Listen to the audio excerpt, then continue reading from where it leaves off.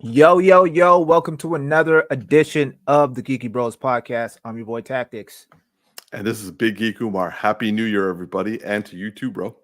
Happy New Year. Yes, yes, yes. 2024, 2024. Yes, What's up? and we are back. We were on hiatus for the holidays and also a bit back and forth.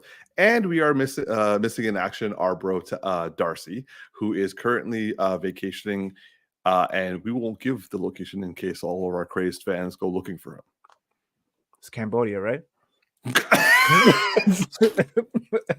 Oops. I mean, I assume Cambodia is a large place. I mean, I don't think any fans are gonna really be like stalking him and shit. So, but you never know. You never it's know. True. It's true. Very true. If But something happens, then that's on me. Yeah. Well, let's hope nothing happens. But we are missing him. But the show must go on, and you are all safe with Tactix and I for this in the next couple of weeks. Thank you, everyone in the comments. We really appreciate it. And we appreciate all of you coming back for another year of GeekyBros podcast episodes. So, T, how about we jump into our first topic? Let's do it. All right. So, the first two topics we have are kind of focused on a couple of Instagram posts that we came across. First one being major releases, a major release calendar for 2024. This was shared on Instagram by @MovieFacts and had quite the list of upcoming films that were coming forward. So I thought it would be an interesting idea, since we're in a new year, to go through them and see which films we are looking forward to, but also from our audience members, which films are you guys looking forward to seeing from this list right now? So T, I'm gonna start with you, man. I guess you can only start with me, right? Well, yeah, I could have started, but this is true. But you never start. That's the thing. You never ever start. This is fair. These are facts. These are facts indeed. So yeah. So T, what would you say are your top 3 to 5 films out of this list that you're actually looking forward to? Okay, so in no particular order, I would have to say that I am excited. I'm somewhat excited for Kingdom of the Planet of the Apes, just because I loved the not the original series, but like the one with Matt Reeves, Caesar, that whole lot. The only thing that I'm kind of like bummed about is that this apparently is going to take place 300 years after the events of what happened in what was it, War of the Planet of the Apes? Yeah, so we'll probably get references of Caesar, but unfortunately, I don't think apes live to be 300 years old, and it looked like Caesar was kind of on his way out at the end of that movie. Spoiler alert. And that means that we're not going to get like any stories regarding his two sons, because one died. No, they're both alive. Yeah, no, he only had one kid at the end. Nah, bro, he had Blue Eyes, and then he had a little one. Yes, but Blue Eyes got killed along with his mom. No, Blue Eyes didn't die. Yeah, he did, because he had the younger one survive. Because remember, Woody Harrelson went in. Oh, yeah, you're right. Yes. I'm thinking of Dawn of the Planet of the Apes. Yeah. Because he got mauled by a bear. You're right. That's right. Yeah. Okay, yeah. So yeah, his son. Then I thought that they were gonna take things from the perspective of the Caesar's son, but I guess we're not gonna see that. So yeah, I'm excited for that. I'm excited for Bad Boys 4, despite all the Will Smith drama that happened. Like, honestly, it's time to let that go. Yeah, it's time to let that go. Like some of y'all are still bumping Chris Brown's music after. I mean, he not only slapped Rihanna, he pretty much like destroyed her face for a moment in time, and we're still listening to his music. So I think with the whole Will Smith thing, we got to kind of let that go, because if we're willing to give like a pass to a lot of these other celebrities that have done far worse, then it's not that. I wouldn't technically say Chris Brown has gotten a pass, but people are still listening to his music. I hear you. Yeah, but what my point is that a lot of people are like actually boycotting Will Smith's stuff. Like they're saying, I Yeah. will watch another Will Smith property again, and it's just like for an Oscar slap. It was a slap between two guys. Chris Rock is fine. Yeah, I mean, he like, yeah, he wasn't hospitalized, maybe a little traumatized, a little embarrassed, but eh, I don't want to make light of the situation, but I mean, it's not to the extent, or it's not worth not going to see another Will Smith movie. I completely agree. That's a little, but Our comment sections is fired up today. So first of all, Jimmy Chung is saying Madam Web. I can only hope that he's being I'm pretty sure he's joking on that one. God hope so. God hope so. But then Chris Tari, along with Brianna Robertson, are saying Ghostbusters, Planet of the Apes, Godzilla versus Kong, Deadpool 3, and Inside Out. Brianna was only talking about Ghostbusters, but Chris Tari had quite the list. And Jimmy is saying a slap is a slap. I guess it depends on who you slap in what context, though. This is very true. Yeah. Very true. So T, you're for Kingdom and Bad Boys 4. Any other ones? Yeah, A Quiet Place, Day One. I'm curious about. Really? Deadpool, obviously. I mean, it's Deadpool 3, man. Yeah, that goes without saying. Beetlejuice, only because I'm curious, and I feel like Michael Keaton. Michael Keaton. Yeah, he deserves a proper comeback. He got screwed twice last year with Batgirl and The Flash. Oh damn, I forgot about Batgirl. I feel like he needs like a good comeback that like solidifies his past kind of thing. So I'm hoping that kind of goes over well, and I'm curious. I enjoyed Beetlejuice, the original. Like it's not anywhere near my. It's been a while since I watched it. Yeah, I don't know if it holds up. So, but yeah, that, and then lastly, the Karate Kid. Man, I've been on that whole Cobra Kai binge for a while, so I'm excited to see this. I was a big fan of Karate Kid back in the day with Mr. Miyagi and all that, and so to see this is the one where Daniel Russo and Mr. Han, Jackie Chan's character, they collaborate apparently. So I'm super excited to see that, and yeah, I think that's about it. Brianna's on your side on that one. Karate Kid's on her list also. Yeah. Respect, man. That's a good list. And thankfully there was no Madam Web or Craven or Venom 3. I'm just glad you missed all of Sony. So here's what I will say about Craven. And this is exactly what I said about the Joker. Now I'm not saying that it's going to be a great movie by any stretch. Gotcha. But if it wasn't attached to Spider-Man and it wasn't called Craven, let's say it was called something else, and we had completely detached from the concept of it being associated with like Marvel and like the Spider-Verse or whatever, the trailer looked all right. But because we have this in our minds now that it's supposed, they're trying to shoehorn all these like Spider-Man villains without Spider-Man actually being in the movie, like it's just not working for us. So, and I can see it. And that's how I felt about Joker, the first Joker, which now they're making the second one as a musical, which I have issues with, but well, at least I got Lady Gaga. If you're going to make it into a musical, fair. But had it not been associated with Batman, I might have liked it a little bit more. But I actually don't like the Joker or Joker, the movie. I didn't like it for a slew of other reasons, but yes, fair. That was one of three of the reasons. But okay, I just thought of this right now. Is there any movie on that list you actively do not want to watch? That I do not want to watch? Yeah. Like even if I paid your ticket, you wouldn't go. I'm gonna say Kung Fu Panda, just because not because I think that the previous ones are bad movies. I just haven't seen any of them. Other than I think I saw the first one, but I haven't seen the rest. So I'm probably going to skip Kung Fu Panda 4 until I watch the other ones eventually. I'll be honest, Joker, I'm probably going to skip unless someone says, yo, you gotta check it out, man. Like, don't let the musical stuff fool you, man. It's gonna be it's an all right film. Yes, Chris Tari and Jimmy agree that musicals are valid. Valid as in like good, like you're for I guess musicals? I guess they must be for musicals. I'm not a musical person. Like I rarely enjoy musicals when I watch it. Yeah, I'm like, here's the thing. So, well, okay, you would you classify? It's too bad.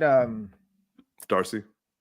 No, not Darcy. It's too bad. What was I? I lost my train of thought. Oh, would you classify Lion King as a musical, like the animated movie? I know they actually have a Yes, Lion King musical. all Disney films are musicals. Okay, fair. So when it's done like in the Disney aspect like that, it doesn't feel That's like Disney though. That's no, Disney I though. know, I know, but that's my point. Like, it doesn't feel like it's a musical, but like then you have like something like, and this is a bad. No, I'm not saying that in a bad Not way. you. I'm just No. oh, Jimmy okay, just okay. said that I secretly love Bollywood, which is an offensive statement in my opinion. I apologize for ruining your point. No, it's It's all just good. that was a natural reaction to me reading some I'm blasphemy. actually liking the trolling right now. But like then you have like something, and this is a bad example, but like an example nonetheless. You have something like High School Musical, where it's just like they bombard you with the music with every freaking thing that they do. It's like I'm about to drink some water, and everyone's dancing, breaking out in song and dance, and it's just like, can you just drink the water without making it a whole spectacle? Like I don't need all this. So when they like beat it over your head, and every 5 minutes it turns into song and dance, I'm out. I'm completely checked out. But if they do it subtly, like the Lion King, where it's like it warrants the song, like it's fitting, then it's like okay, I could see this being like this is okay for me. I I'm hear that. tolerable. So You have standards for your musical. yeah, not to say that I'm gonna rush out and go and see a musical. That's why I'm kind of gonna skip Joker unless you guys tell me that it's like it's great. Then I'll be like, okay, maybe I'll check it out. Yeah. Okay. So there is a bit of a small discussion regarding Aquaman, which isn't on this, but just to quickly respond to UTF 666. Yes, I saw Aquaman, and so did Tactics. Tactics enjoyed it. I gave it a 3 out of 10. Yeah, like so here's the thing. I think you not ruined the experience for me. I think you enhanced my experience because of how bad you hated the movie and we're talking shit. So I went in with super low expectations, and then I'm like It was good in comparison to what I was saying. yeah, and then like because like you made it sound so bad, so I'm going in thinking okay, this is gonna be terrible, and like my girl hated the first one. I had a good time with the first one, but as I was telling Umar off camera, that like it's a movie that I would be okay never watching again. Like there's just some movies that you're like, this is a one-time deal, and like I'm good with that. I don't have to ever sit through this again. Like if someone was like at my house, or I was at someone's house and they're like, yo, let's go put on some of that Aquaman, I'd be like, okay, you know what? I'm gonna head out. Like, like I'm good. I'm not sitting through 2 hours of this. Sorry. So, but going into this one, I was expecting that same thing, and like I was like, okay, it's not that bad. Now, granted, Jason Momoa, the Aquaman was not in this film. It was just Jason Momoa, like in cosplay, doing Jason Momoa things. So He was prepping for his Lobo role. pretty much, yeah, it was an audition basically at that point. So yeah, and then on top of that, I was never really a big fan of Aquaman the character to begin with, so I don't really have like a good sample size to compare to. So like whereas like with Batman, how Justice League did Batman, man, like I grew up on Batman. I've been a Batman fan since I was like 3 years old, and how they did my boy dirty like that actually hits home. Where it's like I'm very particular about my Batman, and Justice League, Batman v Superman, all bullshit. So yeah, UTF 666 says, I heard they made Black Manta villain arc meaningless because he was possessed by somebody. And yeah, Jimmy says it was a Lobo game with an Aquaman DLC skin pack. yeah, yeah, yeah. That's accurate. That's the thing. Like you could sit there and say, "Yo, I hated it. It was a shitty movie," and I can't even argue with you. I agree with that. I can't. I like just because I liked it doesn't mean that it's a great movie. I like plenty of bad movies. So See, yeah, so yeah. All right, so going back to the main topic, I will for my top 5 in terms of things that I'm looking forward to from this list. Number 1, y'all know it's going to be Dune. I'm like excited the fuck out of Dune because that's like I need to see part 2. Tactics. We are going to rewatch the first one together, and I'm going to give you like the background information that you did not get during this film. Can we at least watch it at Imagine Cinema so I could like take a nap? Yes. Cool. Second, I actually really want to see the Planet of the Apes. I know Brianna is not a fan of apes for some reason because she was like vomit with the Planet of the Apes thing, but apparently she just hates apes or something. But that's number 2. That's fair.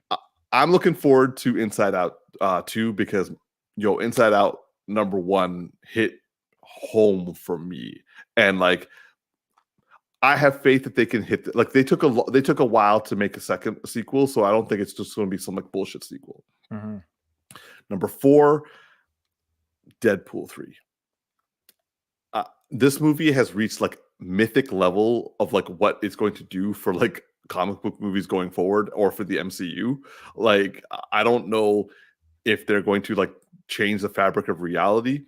I don't know if this is Jesus coming back in the form of Ryan Reynolds. But like, nonetheless, I just need to know what this movie is going to do. And finally, I really am interested in what Furiosa is going to like provide us, because like the first one with Tom Hardy and Charlize Theron was like that came out of fucking nowhere. And this one, I'm kind of like, come on, let's hope lightning strikes twice. So yeah, I would say the things that I'm absolutely do not want to watch is literally anything from Sony. That's fair. I would be open to all the rest of the films given good reviews, but like I actually will not watch Craven or Venom 3, even if or especially Madam Web, especially Madam Web. So you're actually not going to even watch it? No, I've decided that like I should save my money a little bit this year and in 2024 and not watch terrible films that just make me feel bad about myself as a movie critic. Fair enough, because you hold on to that shit. Like I am so like I realize I'm not happier when I come out of those movies. I come out angry, and people are like, "Yo, man, you need to relax." I'm like, "How can I relax? How can I?" Yeah, I was able to let go of a lot of bad films, with the exception of Store 4. But like I was literally going to bring that up. I'm sorry, you have not forgotten about Thor. I know you were going to bring it up. That's why I put that in there, because Thor 4 was it offended me. I'll just say that. Okay. We have some discussions from Najum and Jimmy. Najum is saying Madam Web is going to be amazing. It's so compelling. I'm assuming that is sarcasm. No, he meant that shit. Brianna and Nabra are both very much in love with Tom Hardy. I mean, I get it.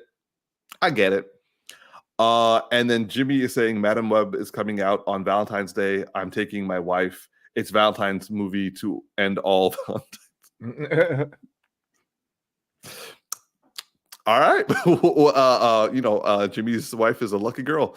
And I'm sensing divorce in his future. So yeah. Nonetheless, thank you all for letting us know like what movies you're looking forward to. For if you're watching this outside of our live event, be sure to write in the comment section which movies on our screen are what you're looking forward to. But moving on to our next topic. And this is going to be one that you and I, Tactics, are going to take very seriously, because we came across another post on Instagram from DC Comics Finest that rated apparently just chose 14 Batman movies and put them in order of their number 1 to 14. So their list, I'm not sure if you have their list on you, Tactics, but like their list is number 1 is The Dark Knight. Number 2 is the Batman with what's his name? Oh my god. Robert Pattinson. Robert Pattinson. Number 3 is Batman Begins with Christian Bale. Number 4 is The Mask of the Phantasm, which is an animated film. Number 5 is Batman 1989 with our homeboy Michael Keaton. Then number 6 is The Batman Returns. Number 7 is the Lego Movie. Number 8 is Batman the movie, and that is the Adam West one that had the I think that was the movie that had the bat anti-shark repellent. Oh my gosh. And the shark blew up upon that thing. And then so number 9 is Zack Snyder's Justice League, the 4-hour cut. Number 10 is Batman Forever. Number 11 is The Dark Knight Rises. That's a really low drop. Okay. Number 12 is Batman and Robin with George Clooney and then and also Arnold Schwarzenegger. Number 13, Batman v Superman. Ugh. And number 14, Justice League, the Whedon cut, which is the theatrical cut. So this is a list. It's missing a lot of other animated films. Like they put in the Lego Movie for some reason, but yeah. So T, do you have your counts? I guess. Do you have your list, or should I go do my list and you get ready for yours? I'll let you do your list first. Okay. So I'm going from 1 to 14 based only on the like the numbers they have here. Like there are a lot of other Batman animated films that really should be included, like Under the Red Hood, for example, Batman Dark Knight Returns. Like there are quite a few that they just like skipped right over. But if they like, and also since they put in animated stuff, that just opens up. If they wanted to keep it like strictly only live action, then fine. But they threw in the animated stuff. So for me, I'm just going to focus on live action. I'm not going to do the animated stuff. So automatically, my go-to number 1 of the Batman Mask of the Phantasm is out because I'm not doing non-live action. That also means that the Lego Movie is out. So that like I'm going to have a list of 12. So number 1 for me, The Dark Knight. Number 2, Batman 1989 with Michael Keaton. It's my OG. Like that has to be like there. Like it started. I'm not mad at it. Yeah, like it started by love. Number 3. Number 3. This was a big debate for me, but I'm going to say like number 3 is Batman Begins. Mostly because that saved the Batman franchise. I can't not love it for that reason. Number 4. This is where my critical aspect is coming in, and like I'm being less emotional at this point. Number 4 is The Batman, like the most recent Batman that came out. It had its problems. The last half hour should have been cut out. They apparently tried to make Batman the Superman of Gotham City. But at the same time, there are some really good iterations of Batman there. And I felt like it was a critically a very important introduction. Or reintroduction, I should say. Number 5. Going back to being a little bit emotional, but Batman Returns. It still got Michael Keaton in it. And like, yes, he's slightly more like murderous in this one. Actually, no, they're both equally murderous. He blew people up in both of them. Yep. Yo, he just had a killing spree, didn't he? And I mean, he did kill the Joker in the first one. That too. Yeah. Okay. Then I'm gonna go with The Dark Knight Rises. Dark Knight Rises, okay. Tom Hardy was cool in it. I loved like his voice. Granted, it was a little bit difficult to understand him the first time around, but still, like I really enjoyed it. And it was nice to see Christopher Nolan just like geek out with everybody, even though the story made less sense than the first one. Okay, so number 7, Batman Forever, because it's a shitty Joel Schumacher film, but I'm pretty sure all of us saw that movie probably 15 times when we were growing up. Yep. Okay, so then Batman Forever. So then it's Zack Snyder's Justice League. Zack Snyder's version, the 4-hour cut, because Batfleck wasn't that horrendous in that one. Agreed.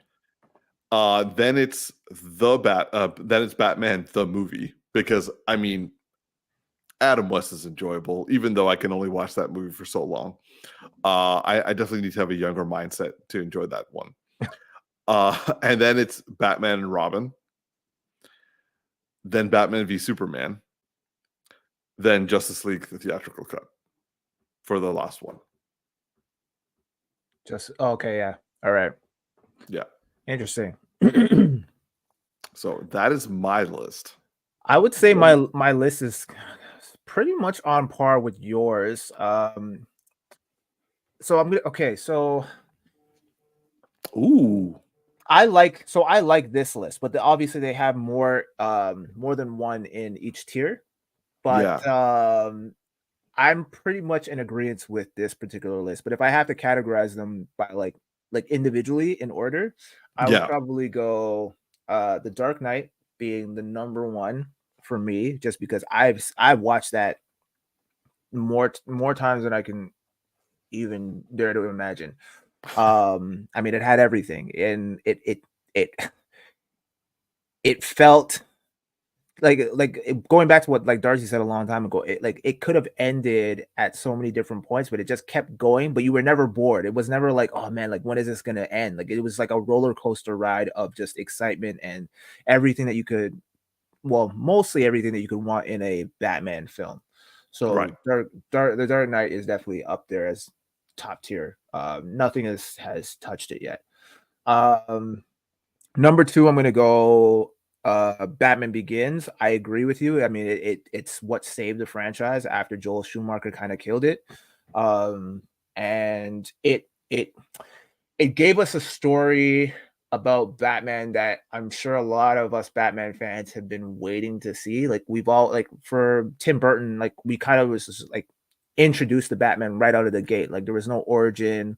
And so, you know, it was cool to kind of go back and see like some of his training, even though they kind of like glossed over like all of the aspects of the training that he underwent in becoming Batman. It was still interesting to see it from that perspective and seeing how he kind of went from Bruce Wayne to becoming Batman, and then the dichotomy between those two characters, right? So that's number two for me. Number three, I'm going to have to say Batman 89. Batman 89, the original.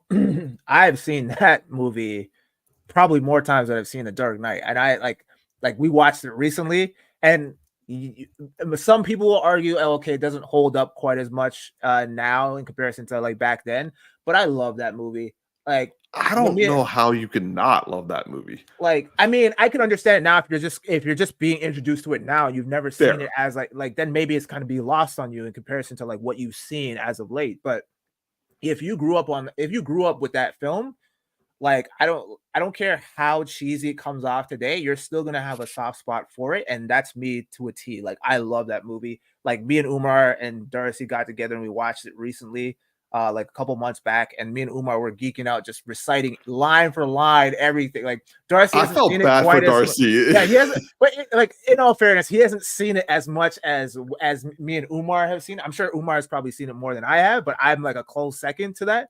And so we were just, oh man, it was great, and just great to live in that nostalgia again. So yeah, Batman 89 is definitely up there. I don't think there is a movie. Okay, I would say Superman, the first 1979 Superman, is the only other film I've watched as much as I've watched the Batman 1989, because Superman actually broke my video cassette tape because I actually wore out the tape. Batman 89, I feel I did too. Yes, I did. Yeah, because I remember my dad looked at me. He's like, "What the hell did you do to this cassette?" I actually had two copies of the VHS. This is probably one of the only benefits of like, you know, your parents splitting up, is that my dad bought me a copy and then my mom bought me a copy so I could watch it whenever I was going to back and forth. So yeah, I watched that movie a lot, bro. So yeah, that's definitely that'll take the number. What is that? Number 4? Number 3? Yeah. Number 4. Number 4. So okay, so then number 5 will be The Batman. I liked The Batman. Can I say that I can go back and watch it in its entirety as much as I have with The Dark Knight or any of the other previous films I mentioned? No, I find that I go back and I on YouTube and I watch like certain scenes, but it's Mm. not a movie that I don't like a lot of time I think would have to pass before I would actually watch that movie in its It's a entirety 3-hour again. film. And it's a 3-hour film, right? Not to say that it's a bad film by any stretch. Like it was I had a really great time with it. I'm not 100% sold on Robert Pattinson. Like I enjoyed his performance. He's just not there for me yet, and I think maybe that might be intentional because he's still in his early stages of being Batman. So Yeah. I'm like reserving judgment to wait and see what Batman 2 or whatever they decide to call it ends up being and how he portrays it going into the like now that he's kind of dropped the vengeance and he's now becoming more into that Batman persona. It'd be interesting to see how he plays that role going forward. If he just brings the same material that he did in the original, then it's like, okay, like he's not really my Batman, or he's not really the Batman for me. But it was enjoyable. I liked it, and they brought a lot of different elements that we hadn't seen in a Batman film. Like that they harped a little bit more on the detective work, even though he arguably wasn't the greatest detective in this. But you know, he's well on his way to becoming that. So yeah, I'd give that to the number 5 spot. I guess number 6 would be Batman Returns. Say what you will about that film, but it's still again Michael Keaton. He did his thing. Everyone was shitting on Michael Keaton back in the day. I didn't know who the fuck he was back in the day because I was too young. All I knew is, oh, this guy's playing Batman. All right, cool. Let's get it. Let's make it happen. And yeah, I enjoyed it. I don't have as much disdain for him killing people as Umar does. That's just because that's what I was used to. Remember, keep in mind. Okay, when I you was mean young, like at the time, not but like now you're just like, yo, well Batman's now killing a lot okay of people. because I didn't read the Batman comics, so I didn't know that Batman had this no killing rule. Fair. So like my first interpretation of Batman or my introduction was Adam West and Michael Keaton. Those were my Right. original Batman. And then Kevin Conroy came after the Michael Keaton. And so, you know, then it became more solidified into like the no killing rule, right? But by then I was already kind of sold on the whole Michael Keaton, like just blowing up people and like, you know what I mean? So I was just like, it didn't really bother me, right? So yeah, but yeah, Batman Returns, I've also thoroughly enjoyed. It's definitely more on the darker side, but there's still a lot to love. Catwoman, obviously, the way they did Michelle Penguin, Pfeiffer. yeah, Michelle Pfeiffer's, bro. Michelle she, Pfeiffer. she definitely did her thing, man. So yeah, Even so that's now, she still like releases videos of her being able to use her whip like on like yeah, Instagram and stuff like that. And oh like yeah, I'm like, oh yeah, man, oh yeah, 100%. oh. Yeah, I'm thinking things, man. I'm thinking things. Okay, so so then what are we on? 7? So 7. 7, I'm gonna give that to what else we got here. Let me move this out the way. We got the Dark Knight Rises. Okay, yeah, I'll put Dark Knight. Yeah, I'll put Dark Knight Rises at number 7. I'll put it at number 7. I liked it, but it definitely was a step down from the Dark Knight. Agreed. And the Bane portrayal was cool. It was different. I still don't think we've gotten like the best portrayal of Bane yet that we could get, and I'm still kind of waiting for that to happen. But yeah, the Okay. Dark Knight Rises like was good. I liked it. I enjoyed it. Obviously, like you know, Chris Nolan went on record of saying like that wasn't the original plan. Like he had plans to like utilize the Joker again, and unfortunately, because of Heath Ledger's passing, everything kind of had to be reworked. So yeah, but I mean, he did the best with what he had, and he made a pretty solid film. So yeah, I'm gonna put that at what was it, 7, 8? Yeah, okay. So 8, Batman. Yeah, Batman Forever. I'm gonna say Batman Forever. So Jimmy actually he made a joke. He's like, Umar obviously doesn't respect the sheer force of Seal's kiss from a rose.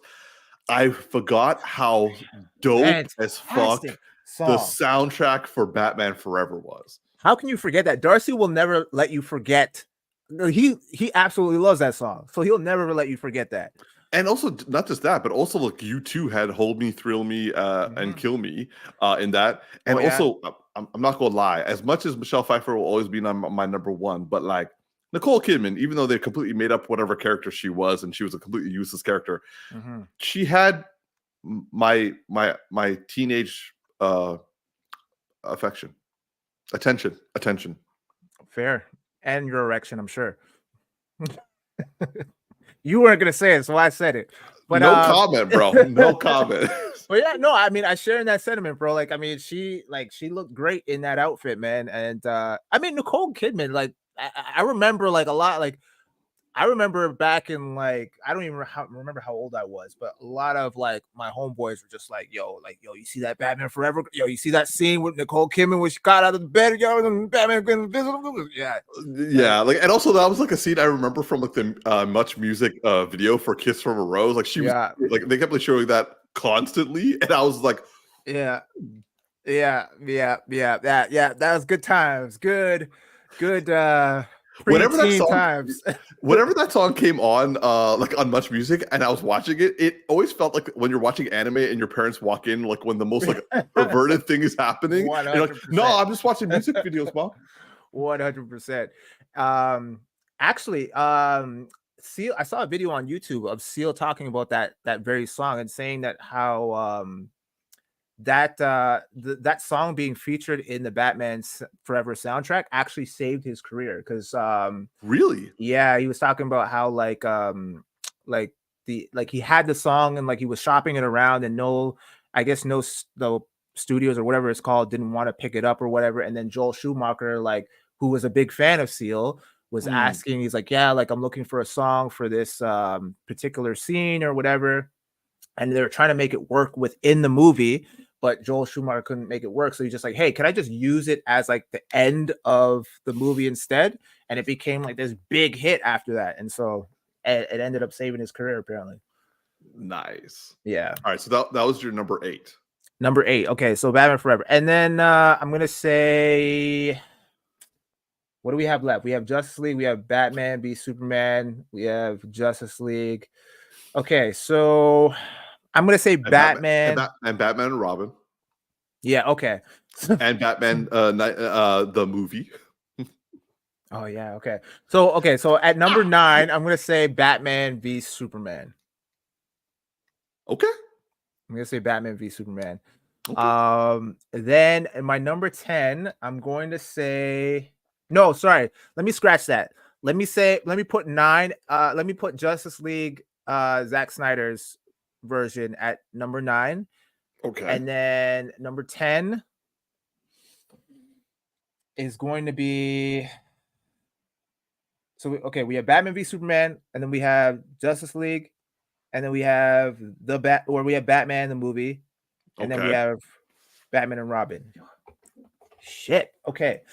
I'm gonna put. Don't forget the second Justice League. Yeah. I said Justice League. Okay. Yeah. Okay. Okay. Batman v Superman is gonna go 10. Okay. And then 11 is gonna be. See, I don't remember Batman the movie.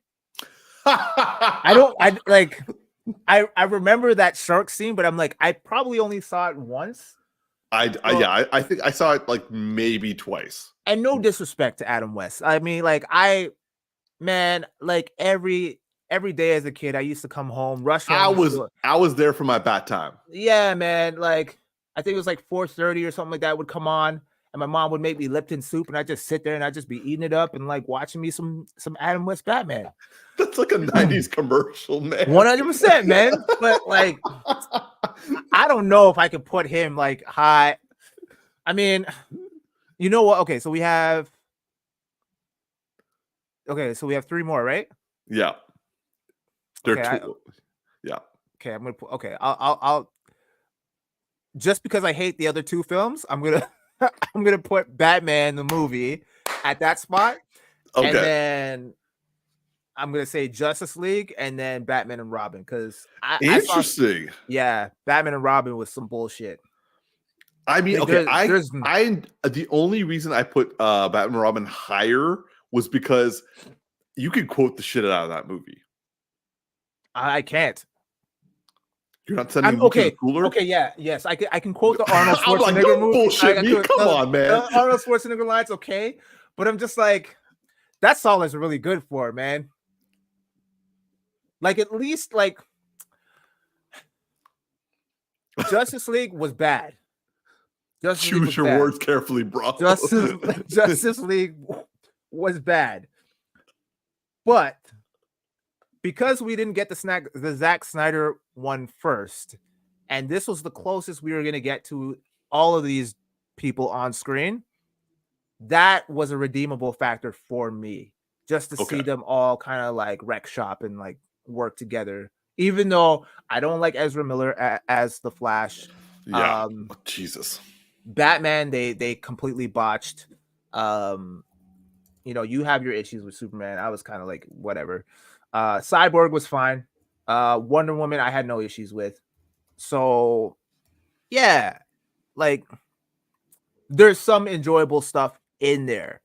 With Batman and Robin, it's just like I could just watch those quotes from Arnold doing his thing on YouTube.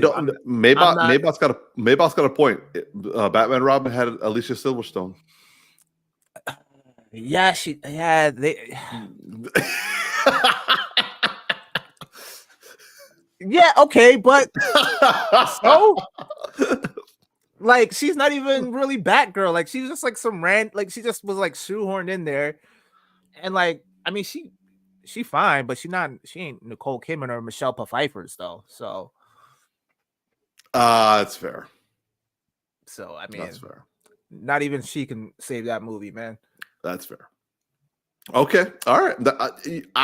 I'm not going to disagree or argue your point. I respect your list. I kind of want to know what Darcy's would have been.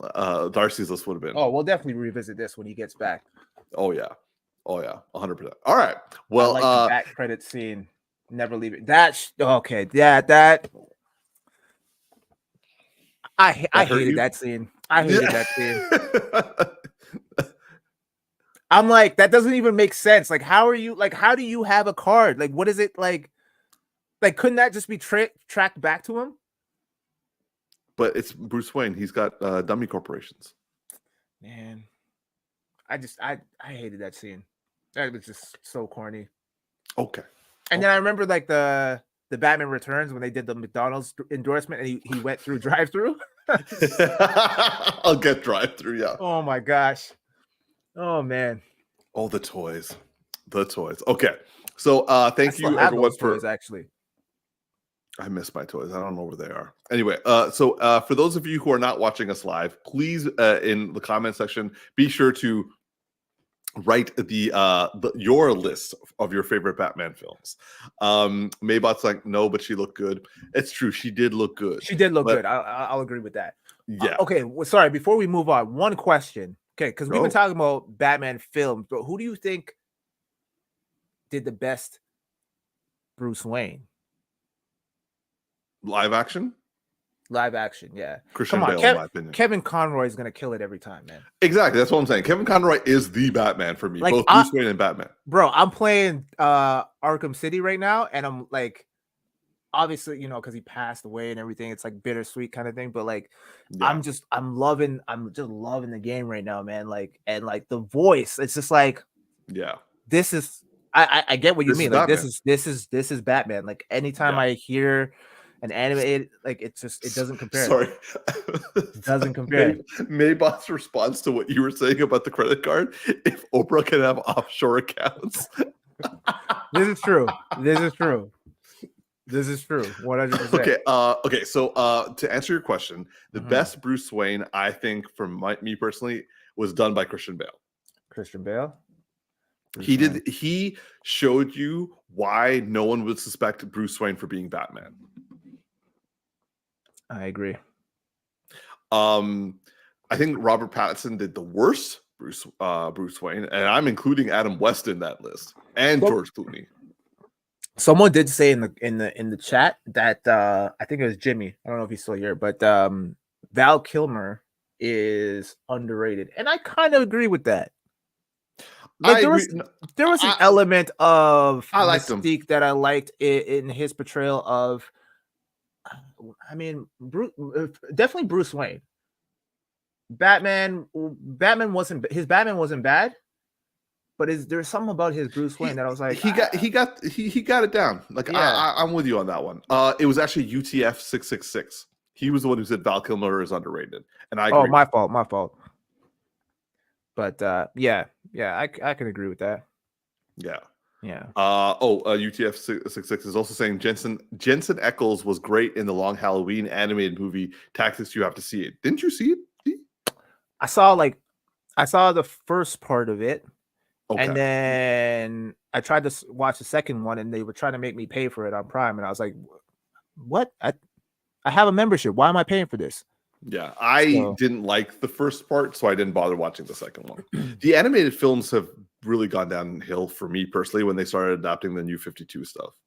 But going back to your question, Christian Bale is my number one. I would say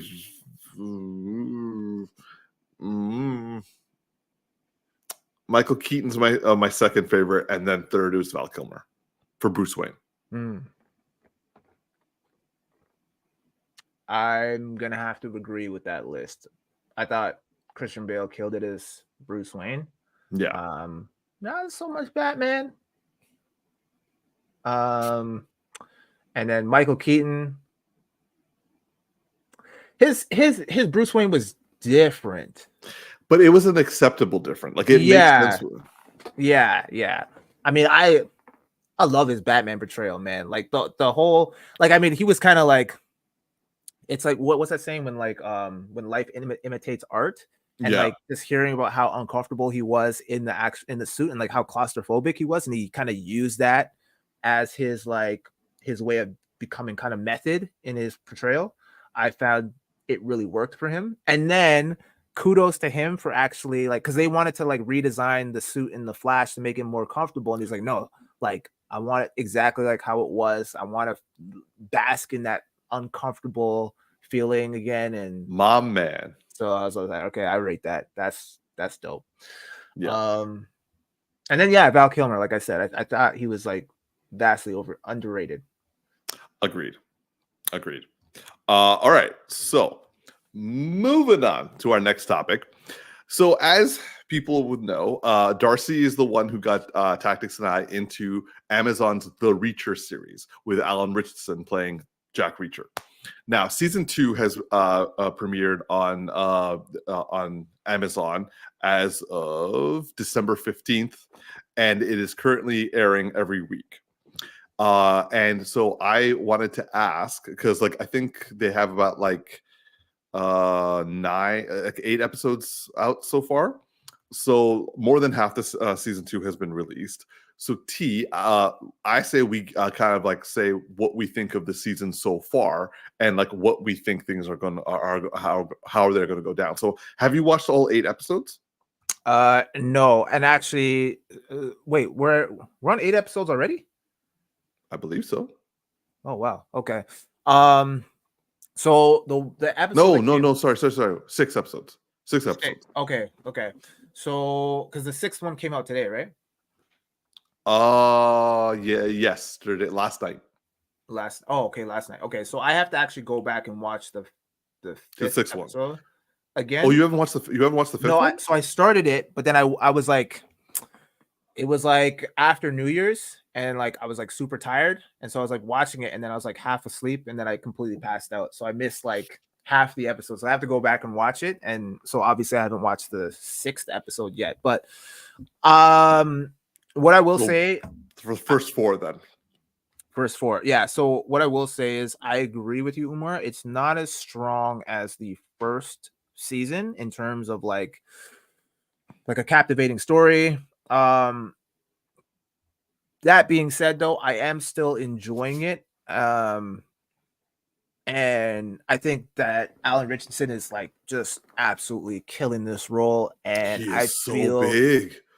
Well, yeah, he's massive. I mean, but that's because he's on testosterone replacement therapy. Gotcha. But yeah, I think he's doing a fantastic job, and same with the supporting cast. All of them have really good dynamics amongst each other, really great chemistry, and you know, I like him as an actor, and I feel like he comes off as a very a guy of like really good integrity. And I remember hearing the story of when he was playing, like when he was in the Ninja Turtles with the Michael Bay, when Oh, Michael he Bay was hated that. he had the worst experience ever, right? And like to the point where he was just like, yo, like this is not how you treat your actors, and like he was contemplating quitting, and like he was going through like a really rough time. And so then he got like on Titans, and then that kind of like fell apart, and now he's got this role which seems to be a little bit more fitting for him. And Yeah. obviously now he's in the Fast franchise, so it's good to see that he's like getting like more roles and stuff. Oh, you didn't see the I didn't see the latest Fast yeah, movie, and I don't plan to. But like, yeah, it's nice. I'm glad he's getting his money. yeah. I mean, he seems like a good guy and deserves more attention and whatnot. And so yeah, I'm enjoying the series. It's enough. There's enough there to keep me entertained. Like decent amount of action. Um, the mystery is still intriguing. I'm still kind of like it's not as great, like I said, as the first season, but there's enough there to keep my interest. So Yes. yeah, I'm enjoying it so far. Yeah. I don't really have much to add. I would say that the first season I really enjoyed. The first season was a lot more brutal, to be honest. Agreed. Yeah. Also, there was a lot more, in my opinion, uh, deduction. A lot of stuff are just like handing into everyone's lap. Like they're Mhm. pretty easily able to, like, very few amounts of deductive reasoning that are taking place. But when it does happen, I'm happy with it. Mhm. This feels like it's more focused on like military like cohesion in terms of like taking some people out. Mhm. And like again, I'm enjoying the season. I'm enjoying Reacher as a series. Um, I agree with you. The supporting cast, like Neely, I'm glad they got back. Um, I'm not going to give any spoilers away, but like whenever they do bring up like stuff that happened in the first season, which was like took place 2 years before, I think it's very well tied in. It's not forced. It's like a very understandable why it's happening. I do feel the romance in this season is a lot more mechanical, and the first season was a lot more natural. Mm. But I think that's also per person, like depending on whoever you're referring to. I do like the casting in this one. Um, I for those of you who don't know, Robert Patrick, who played T-1000 in Terminator 2, he's playing like the big bad of this season. Oh, that's right. That's where like I was like, he looks familiar, and I know I've seen him in a bunch of stuff, but I was like, what has he been in that like was like monumental? And I Yeah, was like, and like yeah, the okay. first and the first episode, they were looking for people, or I think it was like the second episode or something like that. They're trying to find like Reacher and his crew, and Neely gave like different names for her aliases, and one of them was Sarah Connor. And Mm. and so the guy who's like, who's Sarah Connor? And Robert Patrick, who's the main bad guy, is like, who the fuck should I how the fuck should I know? And I burst out laughing when I heard that. I'm like, Oh oh man, that went over my head, man. yeah, Oh I shit. actually I really enjoy. I had to pause because I was laughing so hard. I was like, okay, I like that was a good Easter egg Yeah, because it wasn't like a sort of thing. It was like, right. I'm like, I'm gonna be subtle about it, but if you know, you know. That's fantastic. Yeah. So like I'm enjoying the season. I'm not saying it's a bad season. I just really liked first season a lot better. It was a lot more gruesome, a lot more intense. And also there was like you were also like setting standards. So like this one has to meet those standards. So I get it. Like again, not a bad season. I will say I'm anticipating a lot more things, which the first season I wasn't. Like I was a lot more like, oh shit, what's gonna happen? Oh shit, this is pretty bad. Oh shit, oh shit. So like that was a lot what was happening to me with first season. This season, I'm like, this feels a little bit more painted by the numbers. Mm-hmm. So not a loss in quality, just not as good. Right. But yeah, like this is like they all work well together, which is nice. I'm glad that there's not like a weak point in this grouping. Agreed. Yeah. So what do you think of his did we talk about this, about him being Batman? Yeah.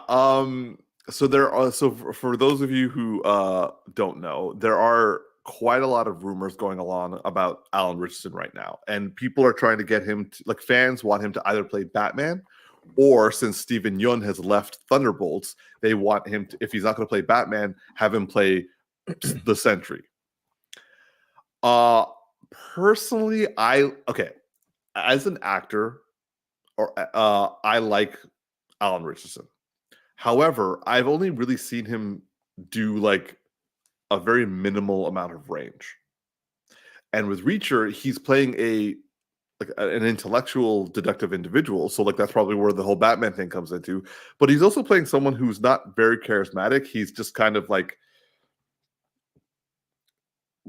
emotionally shut down, withdrawn, and not really a lot of range there. Like he's just a kind of one-note individual who's like a bilking hulk of a man.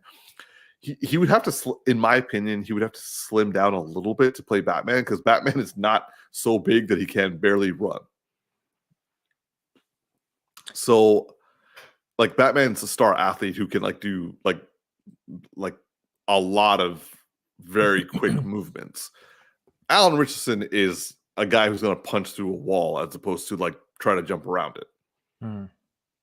So, in my opinion, if he is going to play it, he has to slim down. He's too big for it. Like right now, he's so buff, his skin is ready to like pop from the muscles. It's like wrapping around.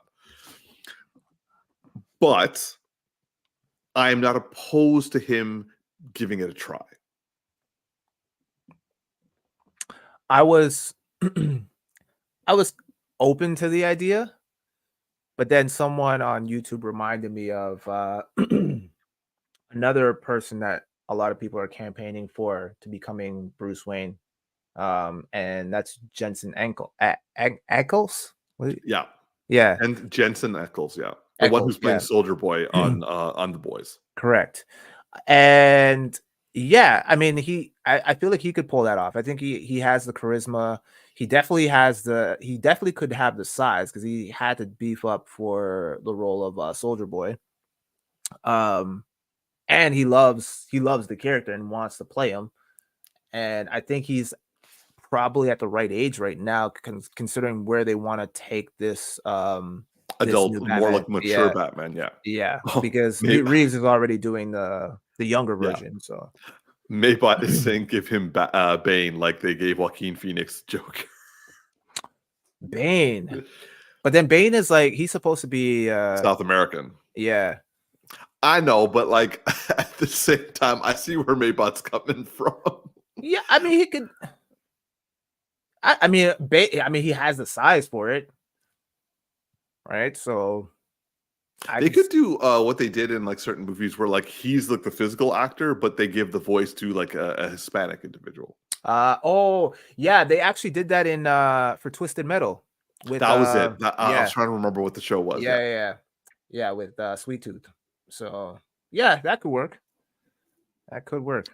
Yeah, I'm fine with the Jensen Ackles choice, but like I agree with you. Like he feels like he could do the age where he has a Robin for a few years, or a couple Robins under his belt. Yeah. I do feel that he is kind of.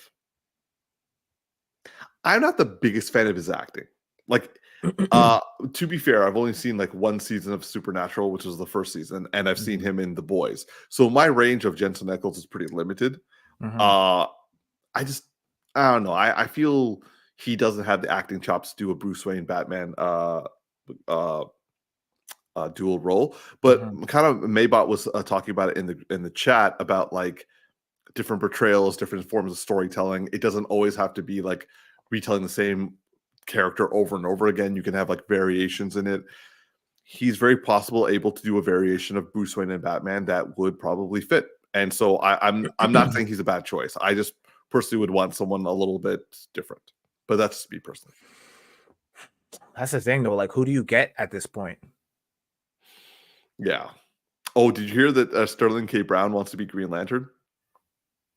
I could see that. He's got. I mean, can he's see got that. that deep voice for it too, man. Like, Oh, he and could definitely pull that off. Yes, like I think he is. If he does get it under James Gunn's like Hal Jordan, sorry, not John Stewart, I will be very happy. Yeah, I think that would be a solid choice. Ooh, Maybot says a pretty good spot right here. She says he talks. I'm assuming she's talking about Alan Richmond. He talks a lot about pulling emotions from being bipolar. We could get a profound story. That's actually a really good point. Yeah, I forgot that he's bipolar. Yeah, because Alan Richardson is actually very vocal about his struggles with bipolar, as being a person with bipolar. Yeah, and he's very respectful of his wife for having to help him go through all this stuff, and also talks about how people need to be more aware about the difficulties of living with bipolar. And so yeah, actually, that actually makes me want to sell it to Alan Richardson a little bit more. Yeah. I mean, he already has ties to DC with Titans, and I mean, he was a lot slimmer in that one too. I'm not saying that it's a good show, bro. I'm just saying like he's already got kind of like a connection in there as well already, and so I think he could pull it off. Okay. Yeah, I am willing to give him a try. All right, moving on to our final topic, which is another touch base with Tactix. And we all know how happy I am when this happens, because we can finally talk about things that I've been waiting to talk about with Tactix. So T has been, let's say, catching up with his anime, specifically in regards to Jujutsu Kaisen. So Tactix has finally watched. Did you watch any more after I last saw you, T? Nah. Okay. So we are on episode 16 of the first season of Jujutsu Kaisen. And so this is during the school exchange event where where the Kyoto and Tokyo Jujutsu schools compete against each other, and it was meant to be like kill all the special curses, the cursed spirits, and instead it just turned into a battle royale. So you've gotten over half the season under your belt so far, T. So what are your thoughts on Jujutsu Kaisen so far? What are your thoughts on the storytelling? What are your thoughts on the characters? And what are your thoughts of the power structure? So I'm going to preface this by saying and reminding everyone that I am not a avid anime fan. I watch anime, but I am by no stretch would call myself like a fan. Like I watch the shit dubbed, which I know is sacrilegious in the anime community. So not so much anymore. People are actually making a comeback, being like, you shouldn't discriminate against dubs versus subs. I mean, I don't care, man. I'm gonna watch what I watch, how I watch it, and whatever, man. You got a problem with it? It's my life, not yours. So that's how. Which is essentially what this what is resulted in this statement. Yeah. So don't judge me. Okay, fine, Jesus. But yeah, in terms of this, I would say like in comparison to like some of the other animes that I've like kind of stuck with, the main ones being Demon Slayer and My Hero Academia. This one, like when I started watching My Hero Academia, it was like uphill, and it's just kind of like going like that. And then same with like Demon Slayer, there was a little bit of like a lag in comparison to My Hero, but then like it starts to pick up and like you're really invested in the story and everything. With this, it was like it starts off like that, and then it kind of dips for a bit, and then it comes back up, and now we're at like kind of like a steady pace right now. So I don't think I'm at plateaued. I don't think I'm at a place right now where anything like super epic has happened yet, where like I'm like, oh my gosh, right? That being said, there's enough there for me to stay invested in the storyline, and the characters are interesting. The concept is really interesting. It hasn't lost me like some other anime, some other perceived great animes that a lot of people used to watch. Like, what was that one where it was like Naruto. No. I mean, I liked Naruto. It's just so long, man. There's like so many episodes. I'm like, I'm gonna be like in my 50s by the time I finish watching this shit. But what was that other one with the Full Metal Alchemist? No. I'm still watching that one, but it was the one where like it's like medieval people that come back. Oh, Fate Zero. Fate Zero, yeah. That I don't know, man. I just couldn't get into that one, man. I couldn't get into it, and I was just like, yeah, this one's not for me. Like, it's You did find it interesting though. It was interesting just because it was like I was familiar with some of the like historical figures that they were kind of like utilizing in within the storyline, but it just wasn't enough for me to like captivate my interest, right? So I kind of fell off with that one. But this one I feel like I'm still invested, and I like the concept, like I said, and I like where it's going, like how it's interesting how like negative energy can manifest into like demon spirits. Like, that's kind of cool. Yeah. And I'm sure like I've only scratched the surface of this show, I'm sure. So that's kind of got me interested in, and like keeping me invested in wanting to know more, and like the whole concept behind the main character and how like he has to collect all of these fingers of this one super powerful demon, and what's going to happen with that. And like I know that's going to be crazy epic when we reach the climax of that. So I'm intrigued by that. So overall, I'm enjoying it. I am taking my time with it. I tend to be a slow watcher when it comes to anime. Unless like crazy, like unless I'm at a point where like stuff is starting to pick up and it gets really crazy, then like I'll binge as much as I can.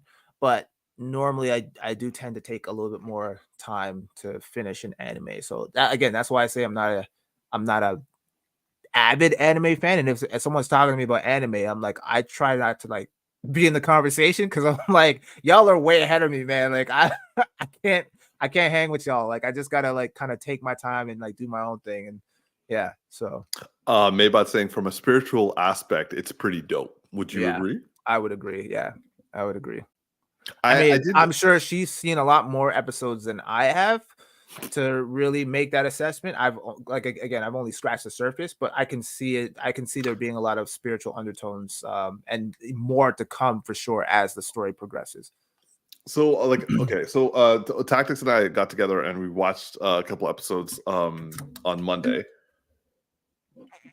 And him and I were like talking about the power systems, but he did say something. He did ask me a really interesting question. He so because the main character Yuji has the demon in his body, and he's like collecting all the fingers, and then he's going to be executed afterwards. That's what they're saying is like the plan. But you have yet to watch. You're only halfway through the first season, so you don't know like how things are progressing from that point. But T, I wanted to ask, did you think it was a good plan to do it that way, or would you do it in a different way? Well, okay. From what I understand, he's gonna eat all so right now the what's the demon's name again? Sukuna. So Sukuna is not at full strength yet. No, he's right? Yuji has like three of his fingers in his body at this point where you're at. Right. So their plan is to get this guy to full completion where he's at his strongest, and then they're going to kill him. Yeah. Which is really risky, because that's assuming that they're strong enough to take this guy out. So because the reason why they're using Yuji is because Yuji can at present hold all this. Word being present, because yes, one, the guy isn't at his strongest capacity yet. So you're there assuming that once he gets all of the fingers, the dude's gonna be able to hold him back. But we don't know that for sure. And on top of that, we also don't know if Sukuna is just like messing with everybody and just pretending like he doesn't have control over this dude and waiting until they collect all these fingers and then be like, psych, bitches, I was in control the entire time and now y'all are fucked. Actually, we do know that because he made that vow with the UG. He wouldn't What? make the vow if he couldn't if he couldn't control him, though. Bro, he's a demon. You really think he's gonna honor that vow? He has no choice. What do you mean he has no choice? So Why that's does he have why, a choice? because see, we don't know why he made that vow, but we do know that he had to make the vow in order to take control when Yuji didn't want to. So the whole point, but he did say he won't kill anyone. Who the The Sukuna demon, said he would? Sukuna. Yeah. But the thing is, he's annoyed that he's annoyed that he's had to do this. But at the same time, smell right, man. I completely agree with you. I agree with you. There is some shit because like I haven't read the manga, so I've only watched so far as what season 2 has released. So people are talking online, and I'm having to like shut it out because apparently shit has happened with these two already. So I don't know what's going on. Yeah, but I'm with you. Something smells sketchy. Yeah. So yeah, I don't know, man. So if they so on the flip side, if they kill him now, then so if they kill him, but then let's say someone else finds like a bunch of his fingers, he can just come back into that person. Okay, so that changes things. Yeah. So it's still risky, but okay. I didn't think about it like that. So maybe it's not the greatest plan because it's still hella risky. Like they get him to full completion and then they don't have the power to take him on, and then you just have this demon roaming around and destroying everybody. But yeah, I wouldn't know what else. I don't know what an alternative is. Maybot's like, I want to say we appreciate you keeping it back, Maybot. We appreciate you. Thank you. But wait, can't they? Can they destroy the fingers? Why do they have to like consume the only way to destroy the fingers is to give it to a vessel and then kill the vessel. Oh shit. Okay. Yeah. So they've thought of everything. Yeah, okay. Then I actually don't know what I would do. I guess I would do the plan that they're currently doing. A part of me would like I wouldn't do it to like full completion. I would be like let him get to like, I don't know, 75% of like have 75% of the fingers in him and then kill him. Because like no matter what, those other fingers are never going to be able to go to full power. Yeah, if you just leave one on the table, then it's like he's not really a big problem. He's still a problem. Like you saw him in the first couple episodes. Yeah, but can't the other Gojo? Yeah, can't they take him on with like Gojo can take like any of them on. Like he was schooling that guy. Yeah, so then he's fine.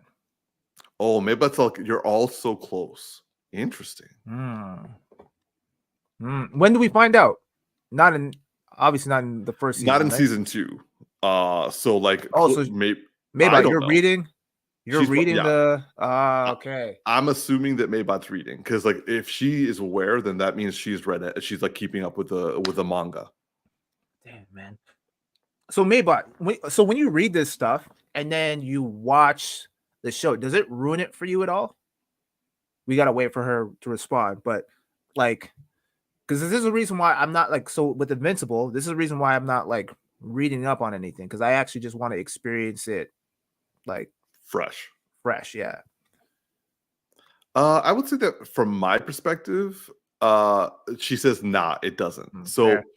I respect that. I would say I agree with her. In some forms, you read a fight, but you don't how the fight ends and all that stuff. But when you see it like in animation, if it's done well, the fights can sometimes like come way better than what happened in the manga.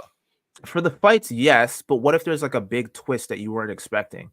Like for example, in Invincible, just because it's the most common thing I can reference. If I had known that Omni-Man was evil the entire time, it would have ruined the show for me. Like the fact, like the you find out in the first episode. You found out in the first. No, episode. I know, but I wasn't expecting that. The whole time I was like, from the first episode, I was like, oh, this guy's like he's a superhero, and then all of a sudden, like all of the Justice League dudes, they show up at that place, Guardians of the Globe, yeah, and then Omni-Man just like wrecks all of them, and I'm just like, yo, what just happened? That happened in the 15th issue, man.